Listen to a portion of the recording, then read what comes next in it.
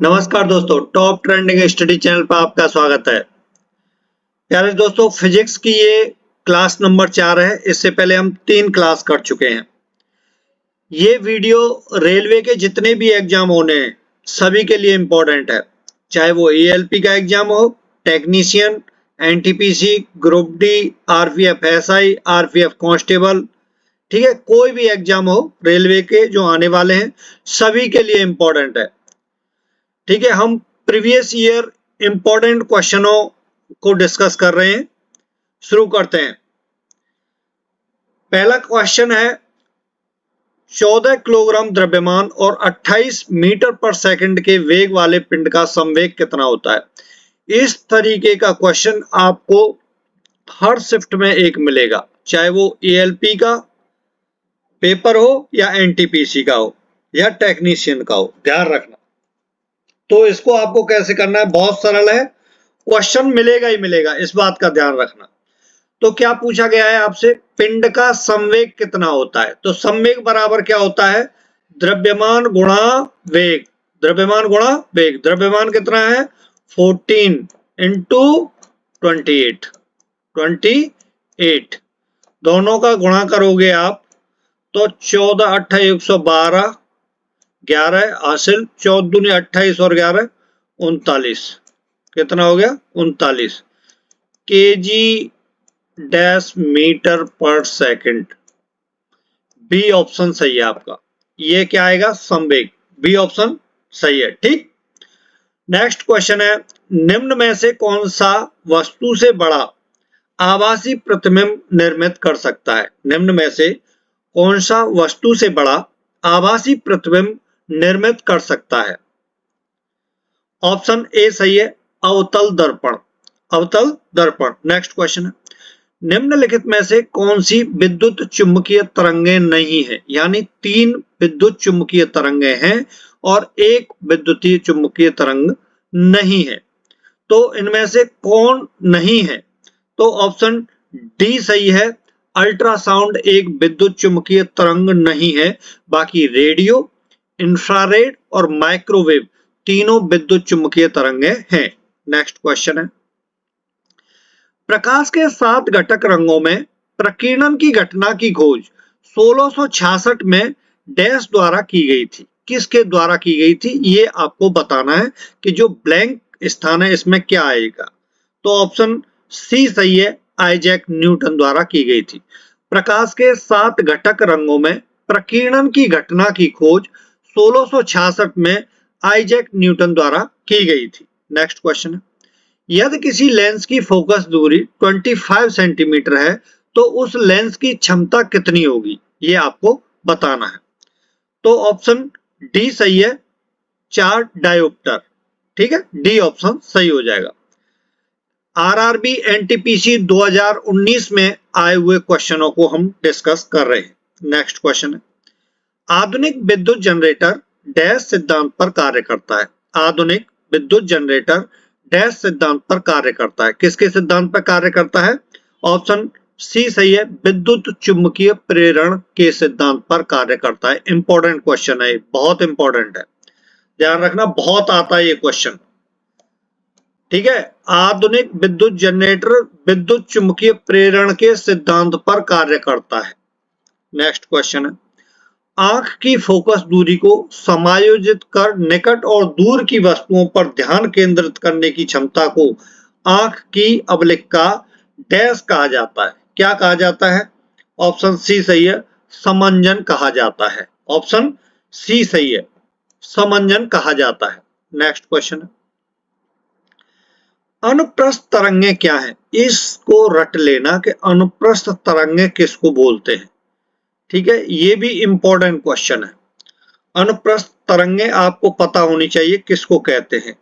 इन तरंगों में माध्यम के कण तरंगों के संचरण की दिशा के लंबवत दिशा में कंपन करते हैं, यही सही है, यही है अनुप्रस्थ तरंग। ठीक है, ए ऑप्शन सही हो जाएगा। नेक्स्ट क्वेश्चन है, कार्य करने की दर को शक्ति कहा जाता है। कार्य करने की दर को क्या कहा जाता है, शक्ति कहा जाता है। शक्ति की इकाई क्या है, शक्ति की इकाई क्या है, जिसमें शक्ति होगी वो तो भैया वॉट लगा देगा। ठीक है, तो शक्ति की इकाई क्या है? वॉट। वॉट और वोल्ट में कंफ्यूज हो जाते हैं बच्चे एग्जाम में, ध्यान रखना है, जल्दी नहीं करना है। ये ट्रिक आपको याद रखनी है कि जिसमें शक्ति होगी यानी पावर होगी वो वॉट लगा देता है। ठीक है, तो डी ऑप्शन सही हो जाएगा। नेक्स्ट क्वेश्चन है, संचार के लिए हाथी 103 डेसिबल तक की तीव्रता का शोर उत्पन्न कर सकते हैं, लेकिन वे प्रायः निम्न आवृत्ति वाली ध्वनि का उपयोग करते हैं, जिनमें से कुछ भूमि से होकर गुजरती हैं। ये ध्वनियां क्या कहलाती हैं? ये ध्वनियां क्या कहलाती हैं, ये आपसे पूछा गया है। एनटीपीसी 2019 में आया हुआ प्रश्न है। ऑप्शन बी सही है, अवध्वनि। अवध्वनि, इंफ्रासाउंड बोला जाता है उनको। बी ऑप्शन सही है। नेक्स्ट क्वेश्चन है, गोलीय दर्पण की परावर्तक सतह का केंद्र बिंदु क्या कहलाता है? गोलीय दर्पण की परावर्तक सतह का केंद्र बिंदु क्या कहलाता है? ऑप्शन बी सही है, ध्रुव कहलाता है, पोल। नेक्स्ट क्वेश्चन, न्यूटन के गति के दूसरे नियम का समीकरण क्या है? न्यूटन के गति के दूसरे नियम का समीकरण क्या है? तो ऑप्शन बी सही है, F बराबर ma। F बराबर ma, बी ऑप्शन सही है। जहां F क्या है? बल है, m क्या है? द्रव्यमान है, a क्या है? त्वरण है, और बल F इसकी इकाई क्या होती है? न्यूटन। ठीक है, न्यूटन होती है, न्यूटन, ध्यान रखना। ठीक है, जिस बच्चे को नहीं पता है, वैसे पता होगा ज्यादातर सभी को। और सुनो, न्यूटन को इसको इसकी इकाई हम पूछें तो इसको किलोग्राम ऐसे भी लिखा आ सकता है एग्जाम, किलोग्राम मीटर प्रति सेकंड स्क्वायर। ठीक है, इसकी क्या इकाई होती है त्वरण की? मीटर पर सेकंड स्क्वायर। तो केजी मीटर पर सेकंड स्क्वायर, यहां स्क्वायर आएगा। ठीक, नेक्स्ट क्वेश्चन है, यदि किसी व्यक्ति को दूर की वस्तुएं स्पष्ट रूप से दिखाई नहीं देती हैं तो उसे कौन सा दृष्टि दोष है और इसे कैसे सही किया जा सकता है? देखो, ये इंपॉर्टेंट क्वेश्चन है, ध्यान रखना। और ये क्वेश्चन कंफ्यूज भी करता है, तो मैं आज आपको एक ऐसी ट्रिक बताऊंगा जिसमें आप ऐसे क्वेश्चन को कभी गलत नहीं करेंगे। यदि आपसे पूछा जाए, जैसे इस क्वेश्चन में पूछा गया, यदि किसी व्यक्ति को दूर की वस्तुएं स्पष्ट रूप से दिखाई नहीं देती, भैया यदि दूर की वस्तुएं स्पष्ट रूप से नहीं दिखाई देती हैं तो उसको क्या है? निकट दृष्टि दोष है, पहली बात। तो ये दो ऑप्शन तो कट जाएंगी। ठीक है, दूर की नहीं दिखाई देती, उल्टा है बिल्कुल, दूर की नहीं दिखाई देती है तो निकट दृष्टि दोष है, निकट की नहीं दिखाई देती है तो दूर दृष्टि दोष है। ठीक है, बिल्कुल अपोजिट है, पहली बात। अब ये दो हैं भाई, अब इसमें अवतल लेंस आएगा कि उत्तल लेंस आएगा? देखो, दूर है, दूरी ज्यादा होगी, दूरी ज्यादा है तो जिसमें उत्तल और अवतल में जिसमें अंक ज्यादा है वही है। इस तरीके से थोड़ा सा आप याद रखो, याद हो जाएगा। ठीक है, आप ये मत बोलना कैसी ट्रिक है ये, तो फालतू की नहीं है। आप थोड़ा सा माइंड पर जोर डालोगे तो देखते ही याद आ जाएगा आपको। दूर है तो किसमें डिस्टेंस ज्यादा है तो उसमें अंक किसमें ज्यादा है? अवतल में ज्यादा है उत्तल की अपेक्षा। तो इसका सही क्या होगा? निकट दृष्टि दोष है, और भैया अवतल लेंस का उपयोग करके इसको दूर किया जा सकता है। बी ऑप्शन बिल्कुल सही हो जाएगा। ठीक, चलो, निकट दृष्टि दोष से पीड़ित व्यक्ति के लिए कौन सा लेंस उपयुक्त होता है? निकट दृष्टि दोष से पीड़ित व्यक्ति के लिए कौन सा लेंस उपयुक्त होता है, ये आपसे पूछा गया है।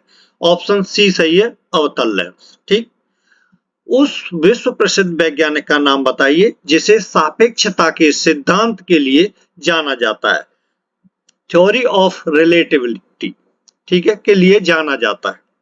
ऑप्शन सी सही है, अल्बर्ट आइंस्टीन। Albert Einstein. निम्नलिखित में से कौन सा उपकरण विद्युत चुंबकीय प्रेरण की घटना पर आधारित है? निम्नलिखित में से कौन सा उपकरण विद्युत चुंबकीय प्रेरण की घटना पर आधारित है? तो ऑप्शन डी सही है, जनरेटर। ऑप्शन डी सही है, जनरेटर। नेक्स्ट क्वेश्चन है, लेंस की शक्ति की ऐसा इकाई पूछिए। लेंस की शक्ति की ऐसा इकाई पूछी गई है, इंपॉर्टेंट है, ये पूछी जाती है। ऑप्शन बी सही है, डायोप्टर। क्या है? लेंस की शक्ति की ऐसा इकाई क्या है? डायोप्टर। नेक्स्ट क्वेश्चन है, वोल्ट मीटर एक ऐसा यंत्र है जो डैश की उपस्थिति का पता लगाता है। वोल्ट मीटर किसकी उपस्थिति का पता लगाता है? ऑप्शन डी सही है, विभवांतर। वोल्ट मीटर एक ऐसा यंत्र है जो विभवांतर की उपस्थिति का पता लगाता है, तो ऑप्शन डी सही है। अगला क्वेश्चन है, मानव आंखों में निकट दृष्टि दोष को क्या कहा जाता है? मायोपिया कहा जाता है ना, ए ऑप्शन सही है, मायोपिया। क्या कहा जाएगा? मायोपिया। नेक्स्ट क्वेश्चन है, अल्बर्ट आइंस्टीन को 1921 में को निम्न में से किसके लिए नोबेल पुरस्कार प्रदान किया गया था? बताइए। ऑप्शन बी सही है, प्रकाश वैद्युत प्रभाव। प्रकाश वैद्युत प्रभाव, ठीक, याद रखना। जिस बच्चे को पता नहीं है, ये इंपॉर्टेंट क्वेश्चन है, बहुत आता है एग्जाम में। नेक्स्ट क्वेश्चन है, माइक्रोफोन डैश रूपांतरित करता है? माइक्रोफोन डैश रूपांतरित करता है, एक इस तरीके का क्वेश्चन आता ही आता है, तो ऑप्शन डी सही है, ध्वनि ऊर्जा को विद्युत ऊर्जा में कन्वर्ट करता है माइक्रोफोन। नेक्स्ट क्वेश्चन है, प्रतिरोध का एसआई मात्रक आपको बताना है, तो प्रतिरोध का क्या है? ओम है, सी ऑप्शन सही है। प्रतिरोध का एसआई मात्रक क्या है? ओम। नेक्स्ट क्वेश्चन है, निम्नलिखित में से किस उपकरण का उपयोग प्रत्यावर्ती धारा को दिष्ट धारा में परिवर्तित करने के लिए किया जाता है? यानी एसी से डीसी में कन्वर्ट करना है, तो क्या है?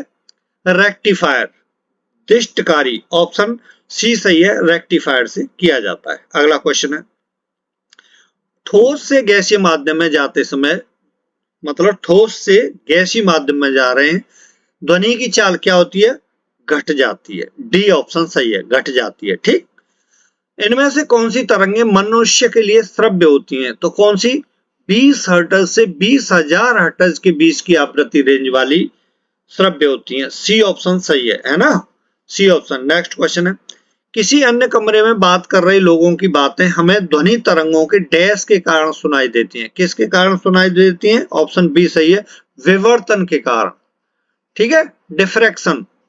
किसी अन्य कमरे में बात कर रहे लोगों की बातें हमें ध्वनि तरंगों के डैश के कारण सुनाई देती हैं, डिफ्रैक्शन के कारण, विवर्तन के कारण सुनाई देती हैं। नेक्स्ट क्वेश्चन है, ध्वनि की तीव्रता को मापने के लिए निम्नलिखित में से किस मात्रक का उपयोग किया जाता है? सबको आपको पता ही है कि ध्वनि की तीव्रता का मात्रक क्या है? डेसिबल है, सी ऑप्शन सही है, ठीक है। ये भी बहुत पूछते हैं, ध्वनि की तीव्रता का मात्रक आपको बताना है, ठीक है, डेसिबल है। नेक्स्ट क्वेश्चन है, हवा की गति को मापने के लिए निम्नलिखित में से किस उपकरण का उपयोग किया जाता है? तो ऑप्शन सी सही है, एनीमोमीटर का उपयोग किया जाता है। नेक्स्ट क्वेश्चन है, जब किसी तार से होकर धारा प्रवाहित होती है, ठीक है जी, तो प्रत्येक बार कंपास की सुई में विक्षेपण होता है। इस विक्षेपण पर सर्वप्रथम किसका ध्यान गया था? बताइए। ऑप्शन बी सही है, हैंस क्रिश्चियन ऑस्ट्रेड का गया था। बी ऑप्शन सही हो जाएगा, आरआरबी एनटीपीसी में आया हुआ क्वेश्चन है। लास्ट क्वेश्चन है दोस्तों, बाज की चाल लगभग कितनी होती है? बाज की चाल लगभग कितनी होती है? तो ऑप्शन डी सही है, 320 किलोमीटर प्रति घंटा, ठीक है, डी ऑप्शन सही हो जाएगा। Thank you for watching this video. नमस्कार दोस्तों।